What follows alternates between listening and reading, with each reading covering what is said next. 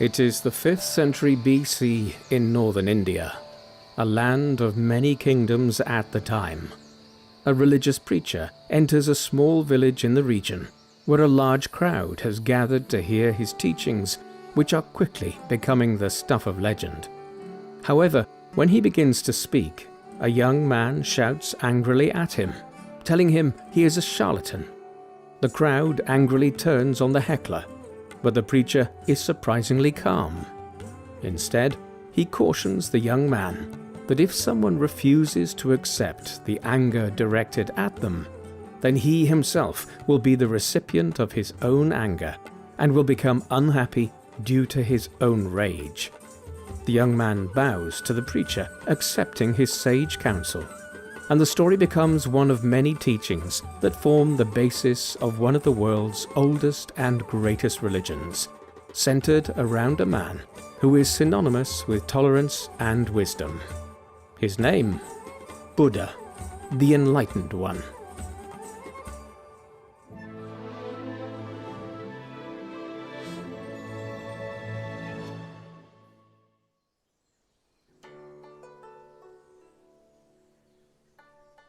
The man, known to history as the Buddha, was born in Lumbini in the Sakya state in what is now southern Nepal.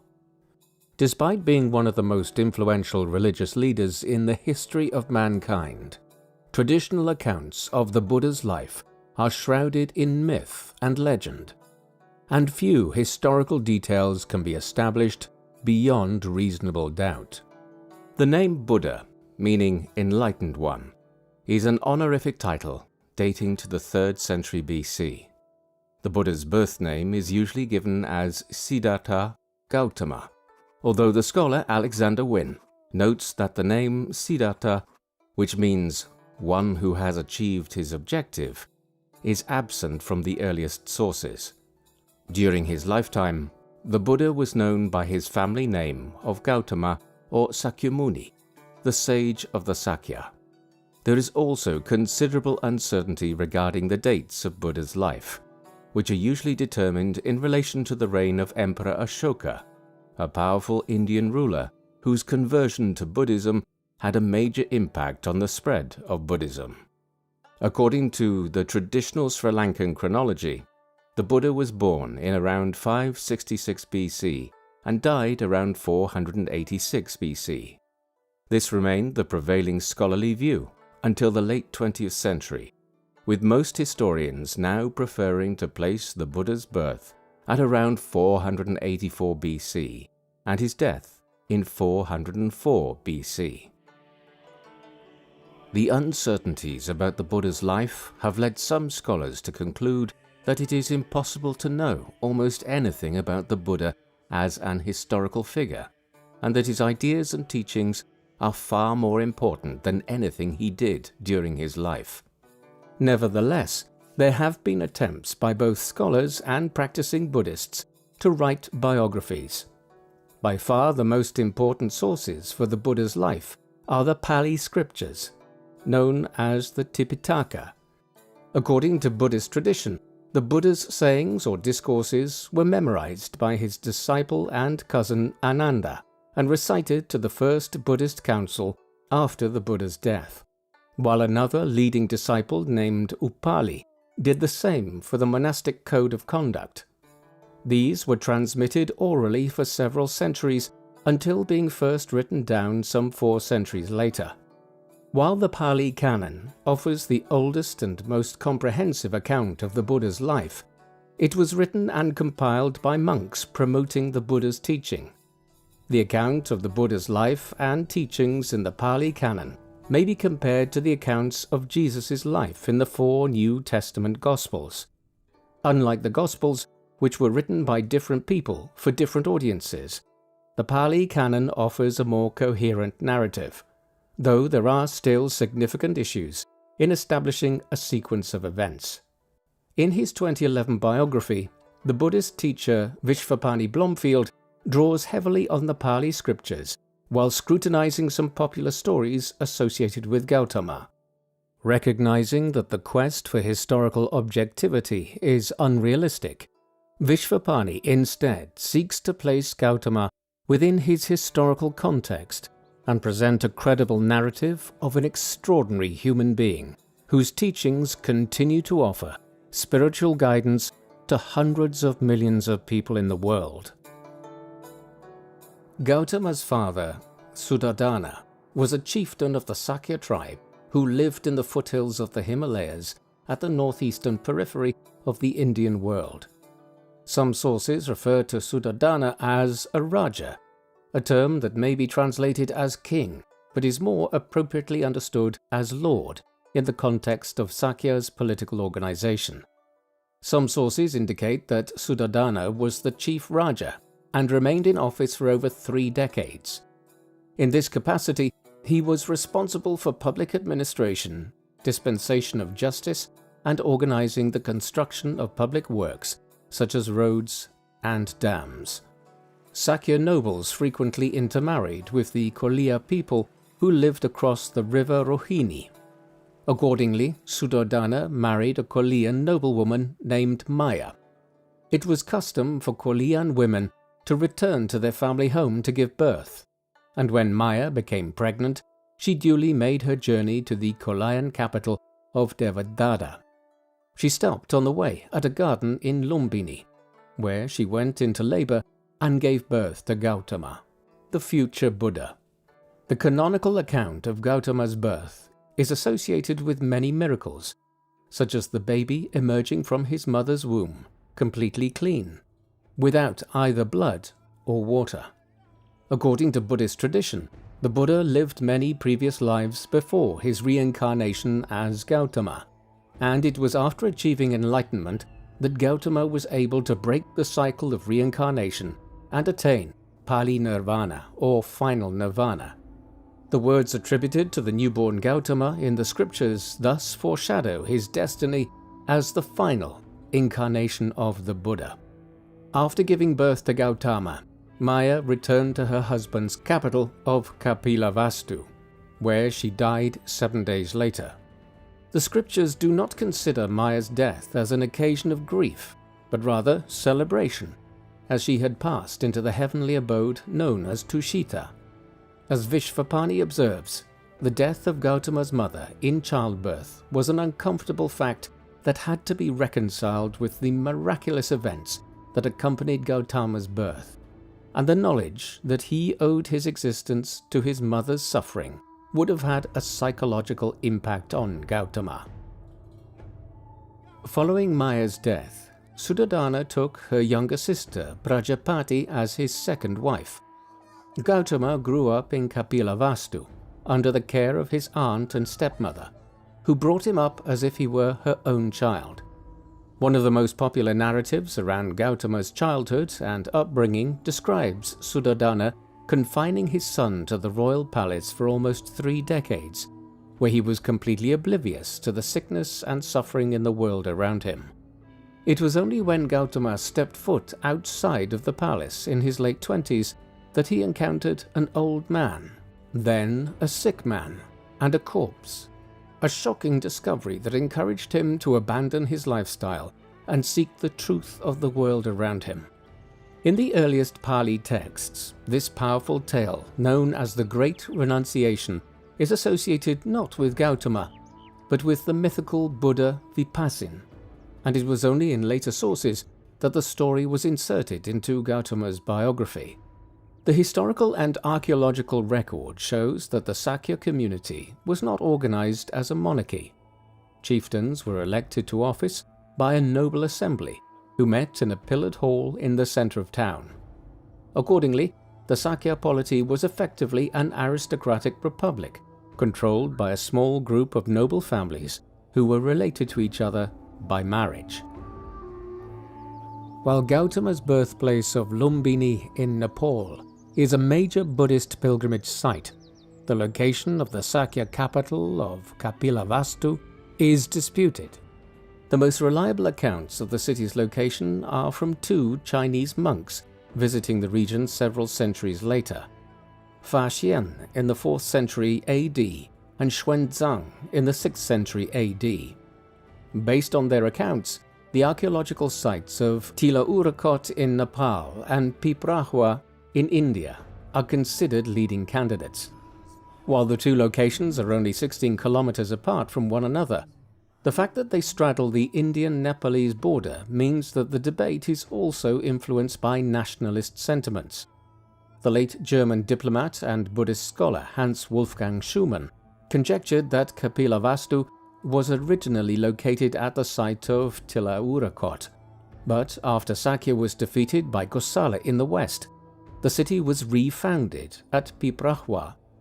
Describing the site of Tilaurukot, Xuanzang observed that the buildings within the royal precinct were built entirely of brick, and that the foundation walls around the precinct were still in existence. While Xuanzang's estimate of the size of the city suggests a population of 8,000 people, the Sakya economy was dominated by agriculture, with farmers in the surrounding fields tending to their crops year-round, their lives and livelihoods determined by the seasons and the climate. In addition to his leadership duties, Gautama's father was also engaged in farming activity, and his name literally means "he who grows pure rice." Though Sakya was a predominantly agrarian society on the periphery of the Indian world, Kapilavastu was situated on a trade route that ran east from Shravasti, the capital of the kingdom of Kosala, which had vassalized Sakya in the 6th century BC. From Kapilavastu, the road continued to run east before turning south towards the Ganges, whose regular floods made the region one of the most fertile in the whole world.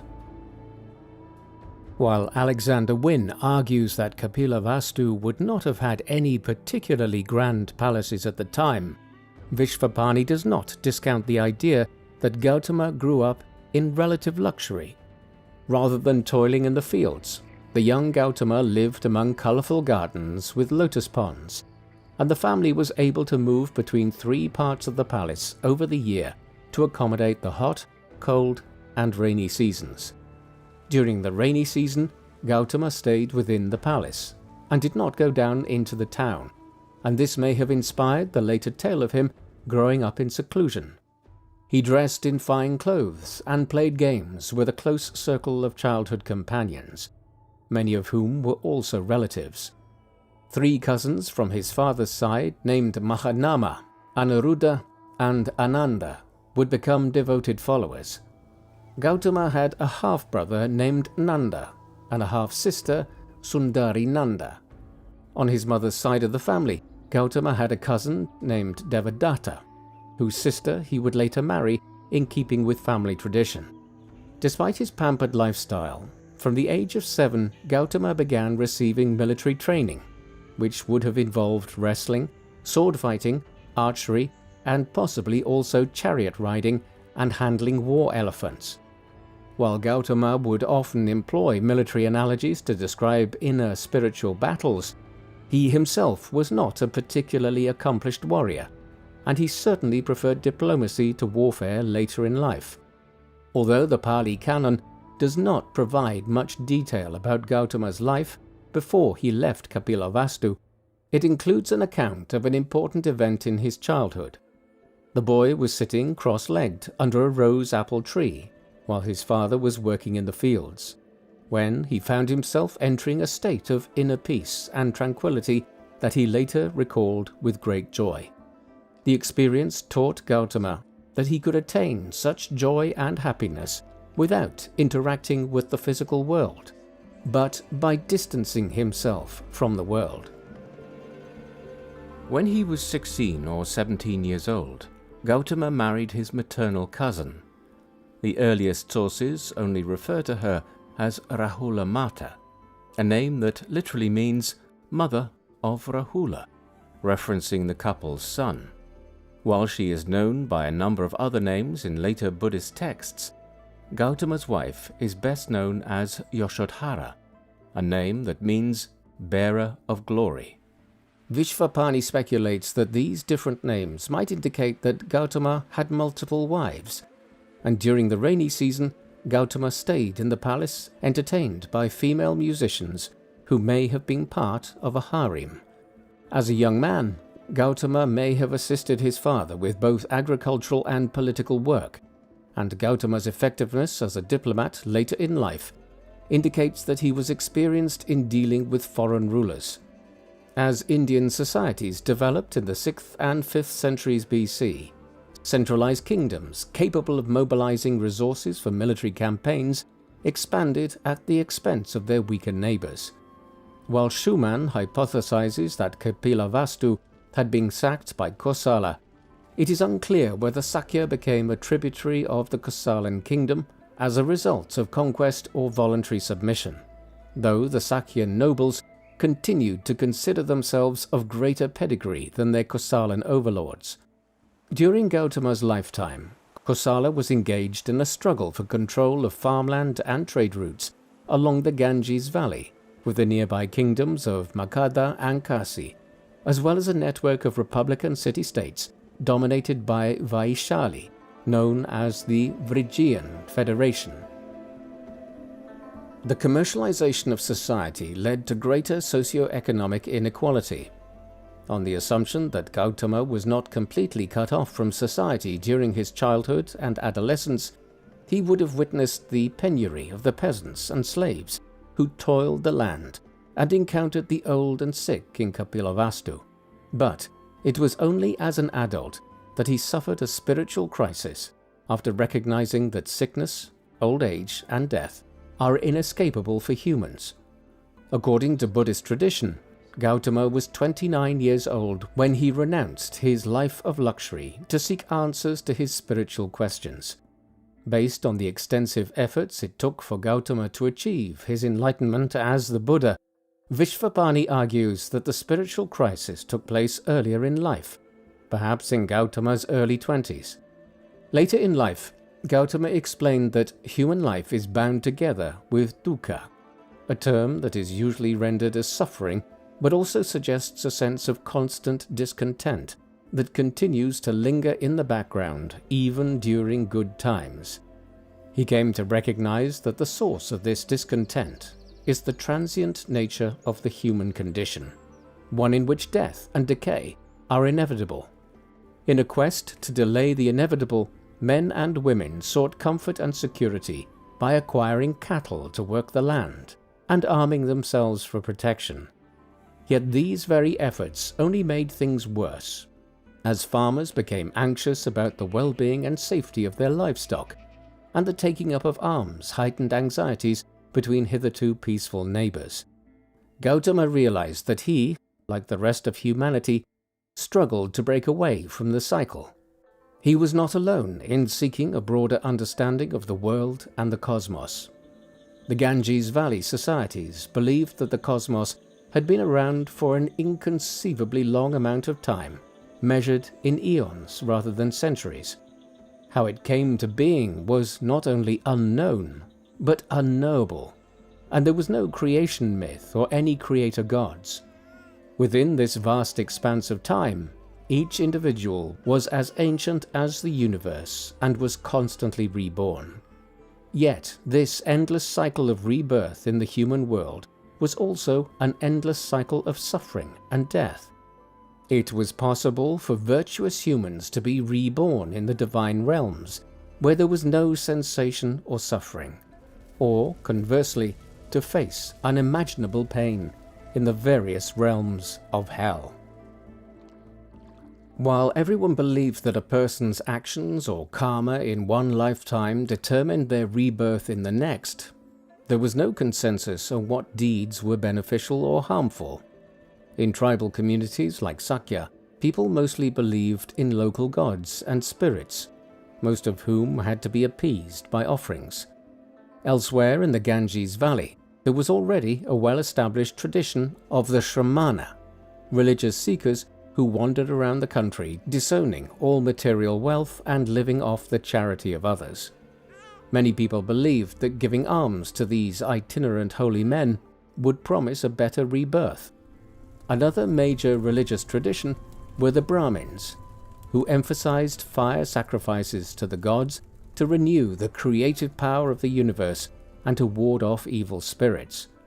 While Brahmin priests challenged the established warrior aristocracy in northern India, the hierarchical structure of Brahmin society, which was a precursor to the Indian caste system, was appealing to powerful rulers as an instrument to preserve social order.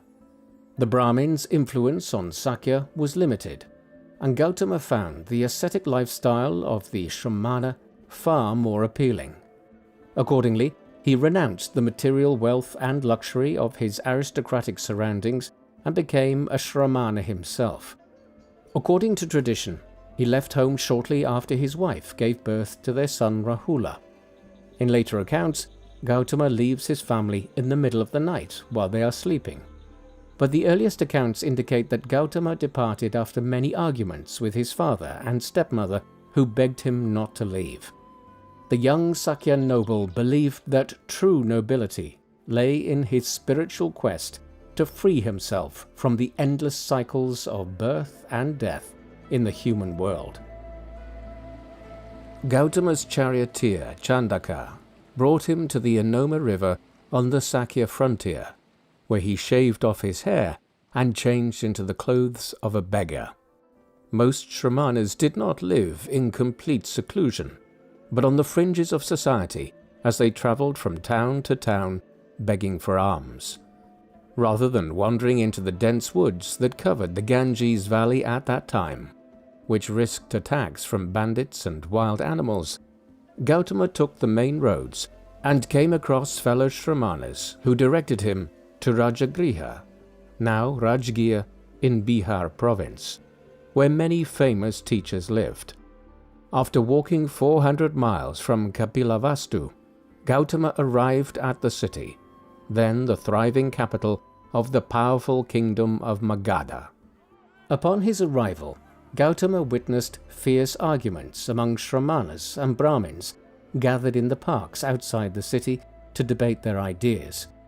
He identified over 60 different ideologies among the religious groups in Rajagriha and was appalled by the passions and emotions that fueled the debate. Of all the different Shramana groups, Gautama was most influenced by the Jains, who practiced non-violence towards all living things. Jain ascetics believed that the way to achieve liberation from the endless cycle of death and rebirth was to stop accumulating karma, which meant gradually refraining from any action and preparing for death by starvation.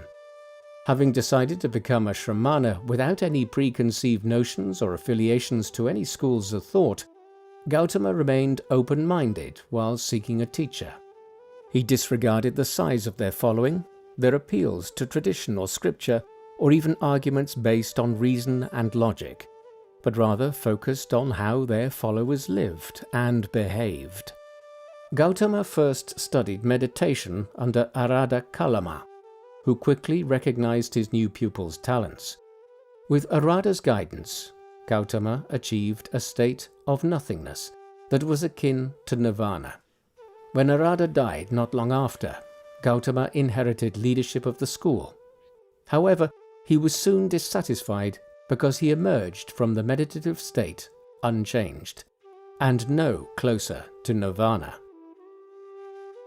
Gautama then sought the guidance of another famous teacher named Udraka Ramaputra, who had inherited his father Rama's school and achieved an enigmatic state of mind beyond nothingness called the sphere of neither perception nor non-perception.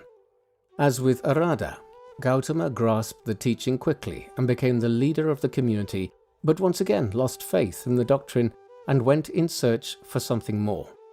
Having abandoned meditation, Gautama and a group of 5 companions stayed in a cave in the hills around the city of Gaya that came to be known as Pragbodhi.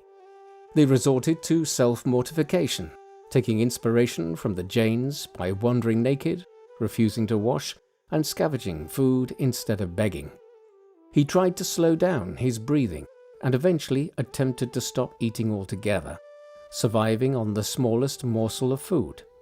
He became extremely emaciated and was close to death, but realized that the extreme punishment he had inflicted on his body left him no closer to finding his spiritual solution. Gautama recalled the memory of the blissful moment he had spent sitting under the rose apple tree while his father was working in the fields. He decided to abandon the ascetic lifestyle and began to eat and wash. Later accounts speak of a girl who offered him a bowl of milk rice, thinking that he was a spirit. Gautama's decision appalled his 5 companions, who accused him of betrayal and abandoned him. He was now 35 years old and completely on his own, and decided to wander into the depths of the jungle.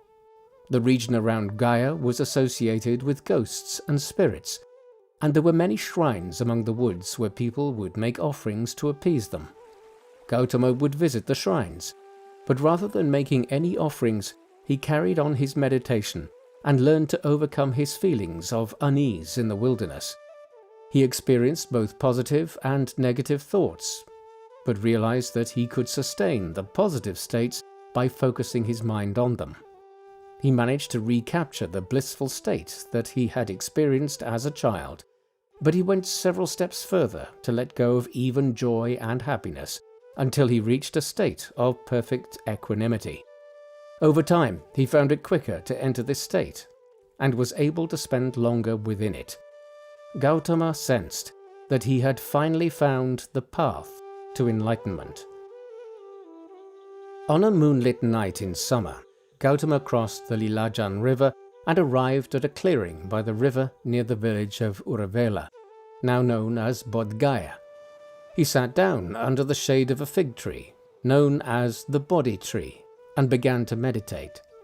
According to traditional myth, while Gautama was meditating, he was visited by Mara, a demonic god, who sought to distract him from his meditative practice, encouraging him to perform sacrifices to the gods or to return to his ascetic life. But Gautama remains calm and vanquishes everything that Mara threw at him. As a last gambit, Mara offered up his daughters, craving, lust, and discontent. But Gautama remained unmoved. Mara might be understood as a manifestation of Gautama's doubts, which he overcomes by reaching a completely new level of mental clarity, thus removing the final obstacle to his full awakening. This state of mind, which he described as nirvana in this life, saw him let go of the most essential desires, both the desire to exist and the desire for annihilation. After entering the new state of mind, Gautama arrived at a new truth, a recognition that nothing in the universe was permanent, that by extension the soul was not eternal, and even gods were not immortal.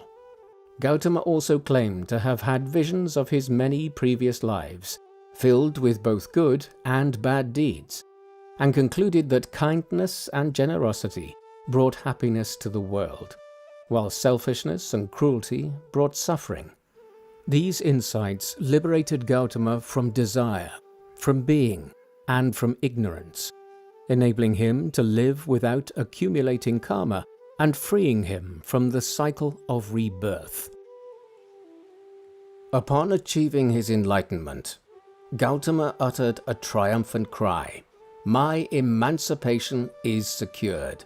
This is my last birth. There will be no becoming." Through this action, Gautama had transformed himself into the Buddha, or the Enlightened One, but this title was not coined until the 3rd century BC. In the Pali Canon, the Gautama referred to himself as Tathagata, an enigmatic term thought to mean one who has achieved his religious objective. While it only took him a single night of meditation to achieve his enlightenment, he continued to sit under the tree for another 7 days, during which a famous legend speaks of Gautama's unflinching calm as a storm approached and a mythical serpent known as a naga protected him by coiling around his body and sheltering him with his hooded head. As the weeks passed, Gautama took time to reflect on his newfound understanding and use it as a foundation for new ideas about how to live. Gautama's philosophy no longer had a need for tree spirits or Brahmin priests, recognizing that an individual's spiritual path was dependent on their own life choices. This fundamental doctrine, known as dependent arising, is expressed by the well-known Buddhist formula: if this exists, that exists. If this ceases to exist, that also ceases to exist. According to Buddhist tradition, Gautama was not the first Buddha, and several of his predecessors had attained enlightenment but remained secluded as hermits. Gautama had considered doing the same, doubting whether he could effectively convey his understanding to help others. The Pali Canon records a conversation with the god Brahma Sahampati, following which Gautama saw that all humans had the potential to achieve enlightenment, and he then set out to find his first disciples. He duly made his way to the Isipatana deer park near Varanasi, where he knew he would find his 5 former companions who had abandoned him earlier.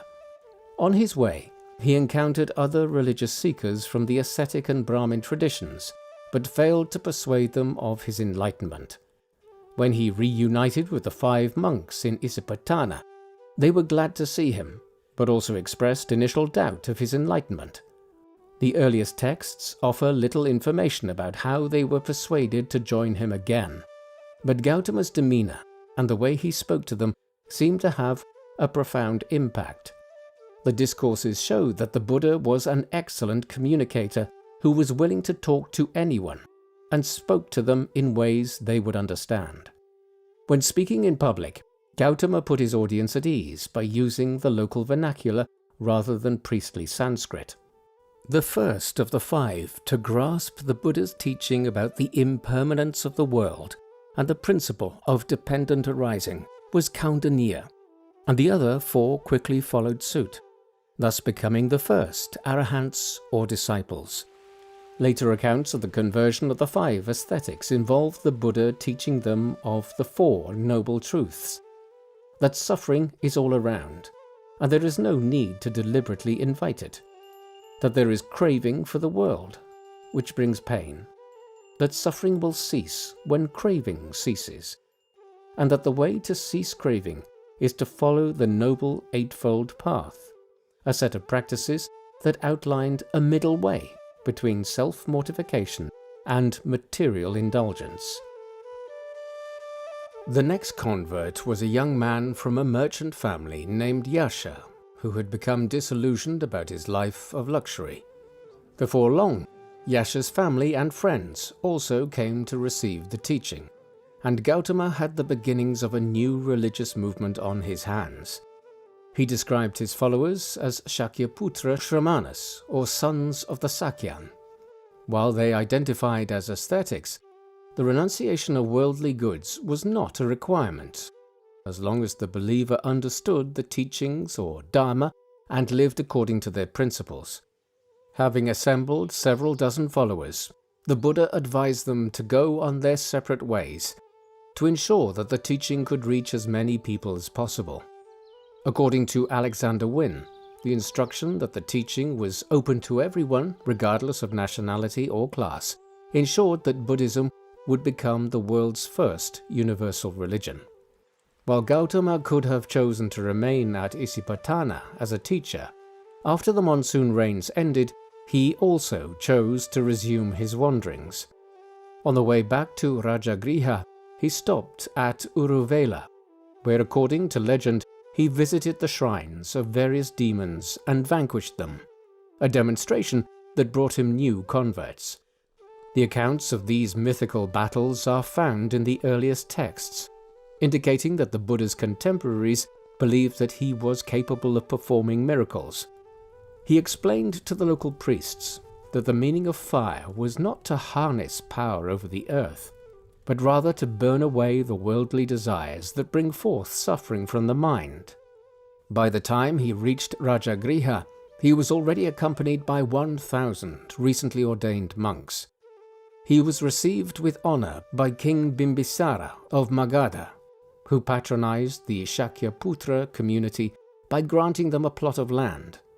While in Rajagriha, the Buddha received 2 brothers named Upatissa and Ashvajit, who were ordained as monks and given the names Sariputra and Maudgalyayana, respectively.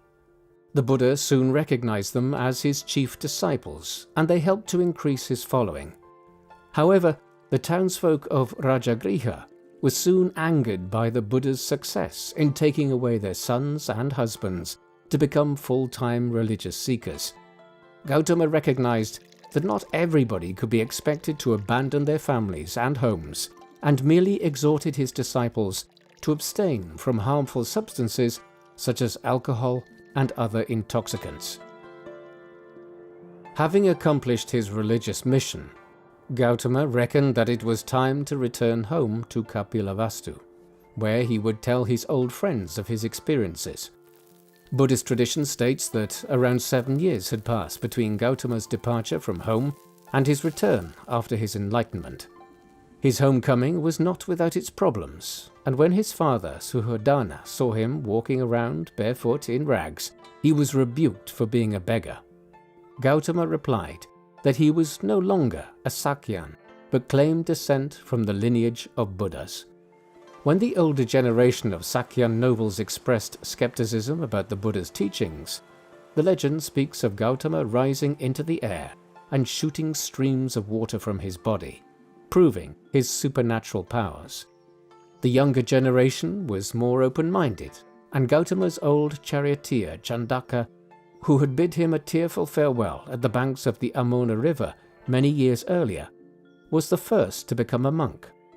Gautama's brother-in-law Nanda followed suit, albeit with some reluctance after marrying a beautiful wife.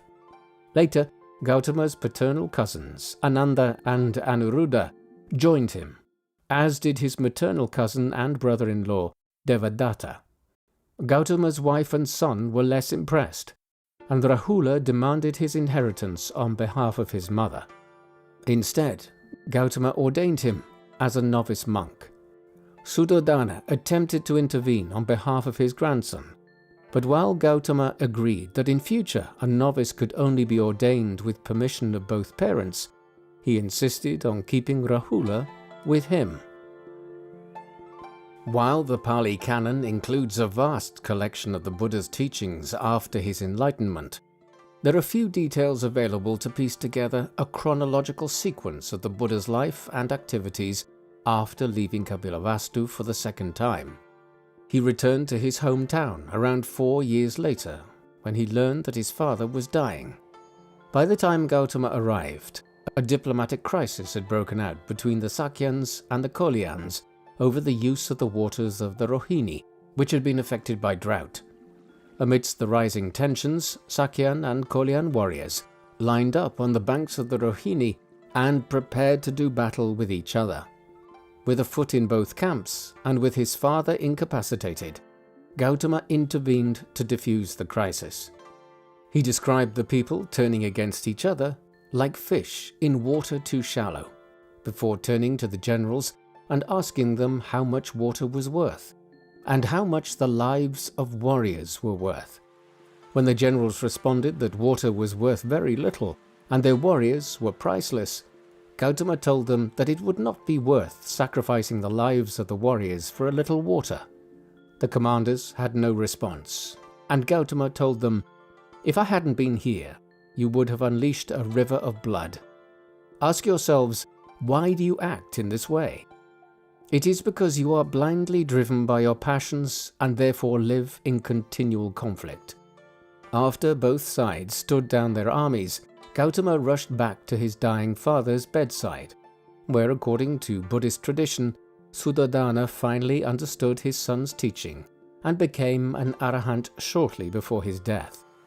Vishvapani suggests that Gautama might have achieved the conversion by informing his father of his intervention on the banks of the Rohini, which demonstrated that he was equally equipped to exercise leadership and solve political problems. After Suddhodana's death, Gautama's cousin Mahanama succeeded him as chief of the Sakyans. Gautama's teaching at the Rohini won him the full respect of his compatriots of all generations, and he frequently travelled through his homeland as he and his disciples continued their itinerant way of life. At the time of his father's death, he was 40 years old, and he would have 40 years to live, during which he was constantly on the move, though his most important base was at Shravasti. The lifestyle of the Shramana became second nature to him, and he had no trouble sleeping rough in parks at the edge of town even in old age. His growing Shakyaputra community posed a threat to other Shramana sects by attracting defectors who found his message more compelling. He sought to redefine what it meant to be a Shramana by stating that it was not merely about being dressed in rags, but having a mind free from attachments. The Buddha advised his followers to avoid impassioned debates when their teachings were questioned, nor to feel any sense of elation if their teachings were being praised. While the Buddha believed that only people who accepted his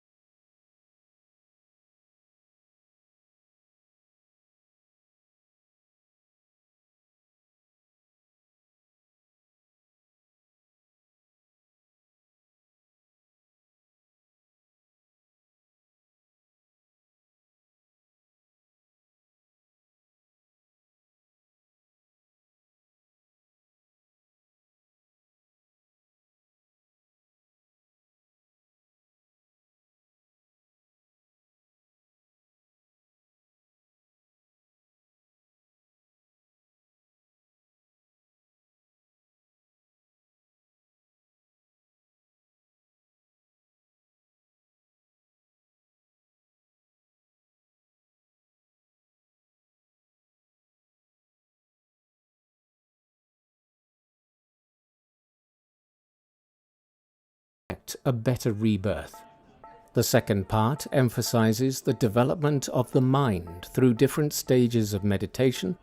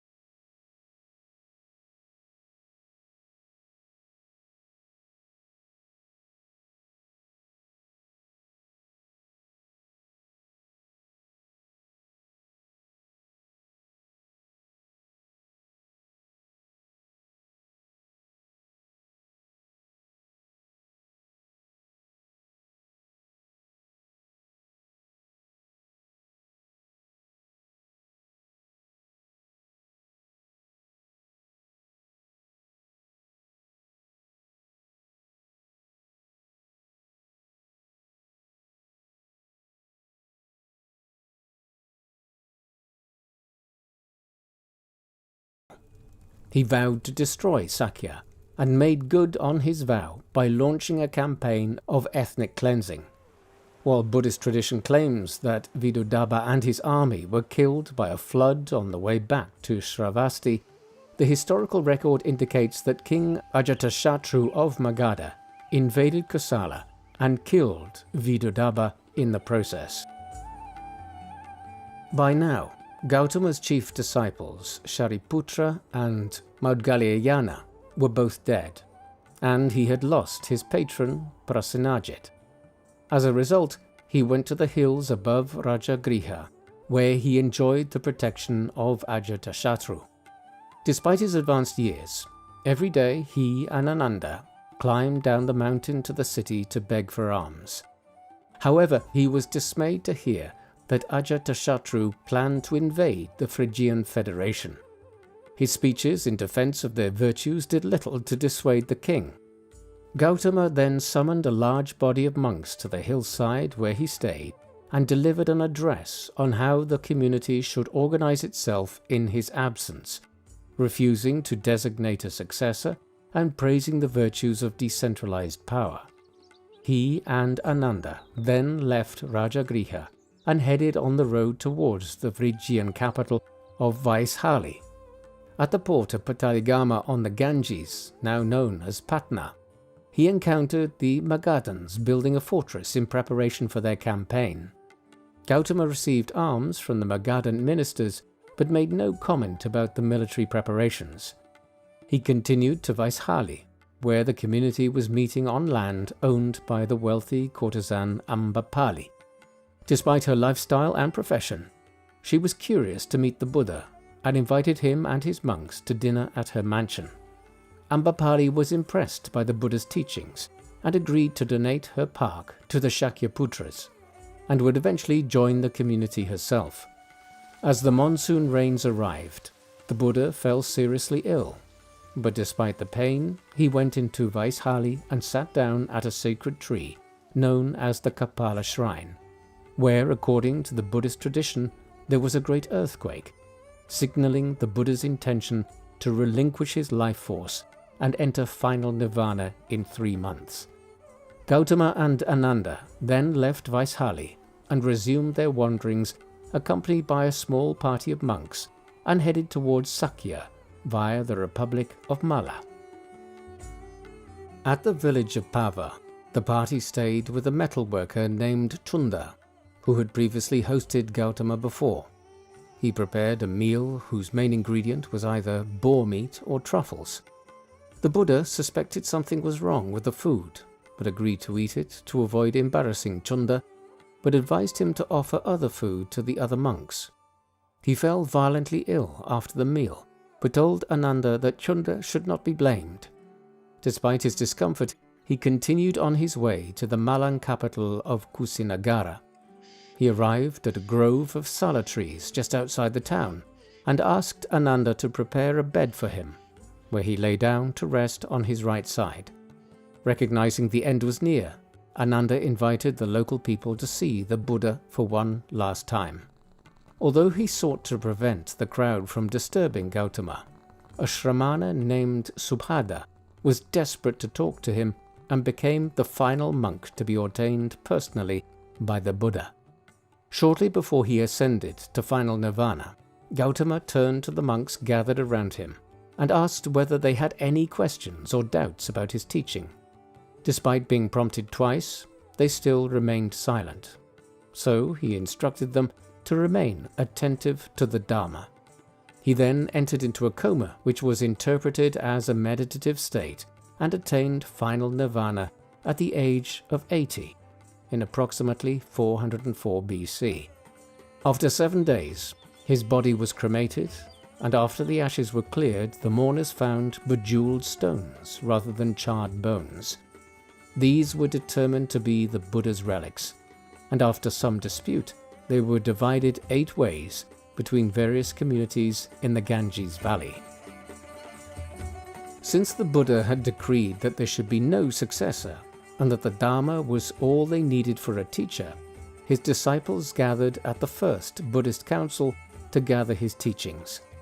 During this meeting, Ananda is supposed to have recited verbatim the 17,000 discourses contained in the Tipitaka. Most scholars believe that while the senior monks would have gathered together to share the Buddha's teachings, the full set of discourses was likely compiled over the next century. The Shakyaputra community had spread far and wide during the Buddha's lifetime, but Buddhism would reach new heights under the Maurya Empire, founded by Chandragupta Maurya in 322 BC. Although Chandragupta's grandson Ashoka had received a Brahmin education, after conquering much of the Indian subcontinent, he found that the Buddha's teachings were more suitable for his requirements, and he governed his empire according to Buddhist principles. The reign of Ashoka between 268 and 232 BC marks the zenith of Buddhism in India, and after the collapse of his empire in the 2nd century BC, the Brahmins re-established their dominance. While Buddhism declined in India itself, Ashoka's missionaries spread the faith to Sri Lanka, Southeast Asia, Central Asia, and thence into China, Korea, and Japan. Buddhism also reached Tibet and Mongolia via Nepal.